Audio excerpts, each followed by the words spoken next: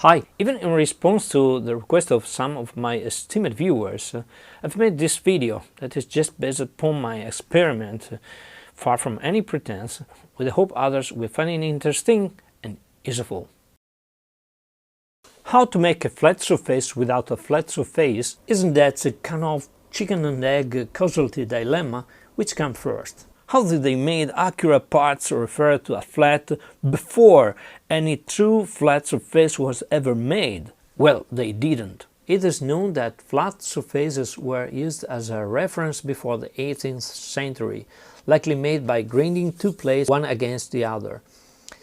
But Joseph Whitworth, for the first time, formalized a method to attain true accurate flat surfaces, promoting the use of a die and hand scraping, described in a paper presented at the British Association in Glasgow on 1840. And from his paper we can understand the limits the technology of the time had.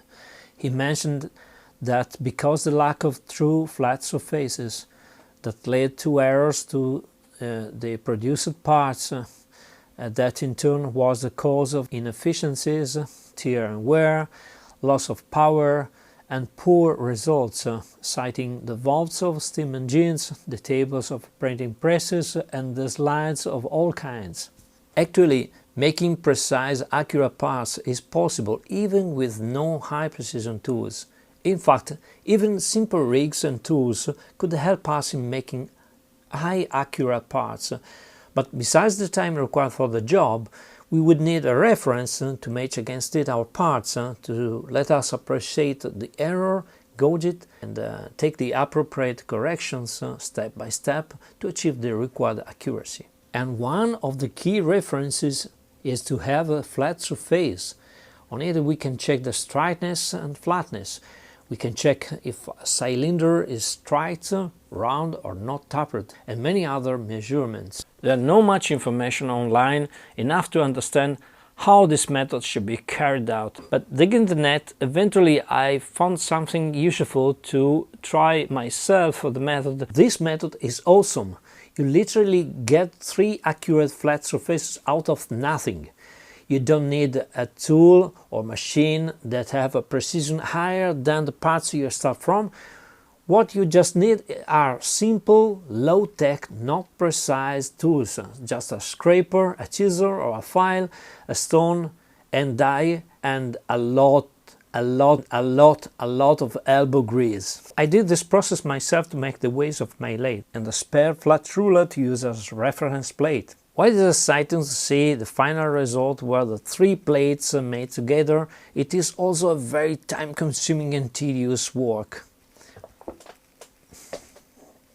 Being in the live shot, it would have been better to let a machine shop make the ways for me, but you know, I would have lost the opportunity to learn about this method.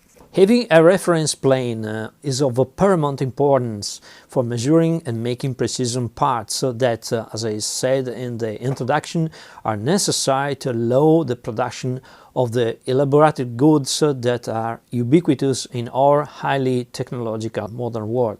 Without a precision reference plane, every part made out of a machine, say a lathe, would be imperfect and distorted. The shafts would not be cylindrical, the spherical shapes would not be round, the cones would not be straightly sloped, and on a milling machine, the flats, well, would not be flat. Before looking at the process, first let's lay down some definitions.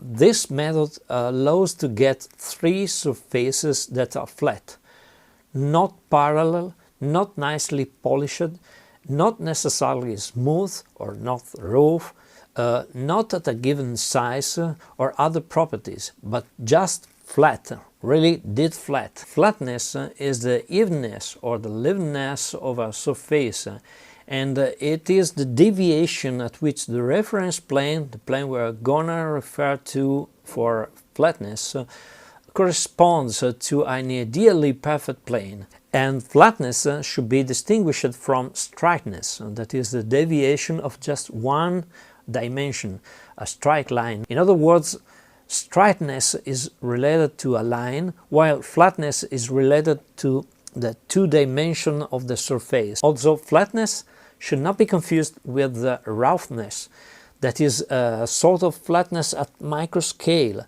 A surface might be flat but rough, or smooth but not flat. So let's dive into the three plates method as described by Joseph Whitworth in his paper. First, we start with three uneven surfaces, possibly already quite close to flatness to reduce the amount of work. I've chosen three flat-cold roller bars, quite straight and already flat within, say, better than half a millimeter. So let we name these three plates A, B and C. At first step, neither plate is known to be flat, but we pick up the plate A to be used as a temporary hypothetical reference. We cover it with a die as even as possible, and the plate B and C are compared against it, scraping the heights enhanced by the color. This process is carried out only far enough to have the plate B and C to generally agree with plate A. Once this step is completed, B and C have picked up some of the errors from the plate A. So at the next step, we compare the plate B and C one against the other, so that the errors picked up are put in opposition, the heights colored and scraped for an equal quantity on both plates, cancelling out the errors. To scrape on both the surfaces at the same time, this trick can be used. This part is already covered with the dye, and this one is now rubbed against the, and here you see, here the color indicates the height, and here the lack of color indicates the height on this side. So both the surfaces can be scraped at the same time. Of course, this is true only during this step. After this second step is completed, even though none is really flat, B and C are now flatter than A, and this is encouraging.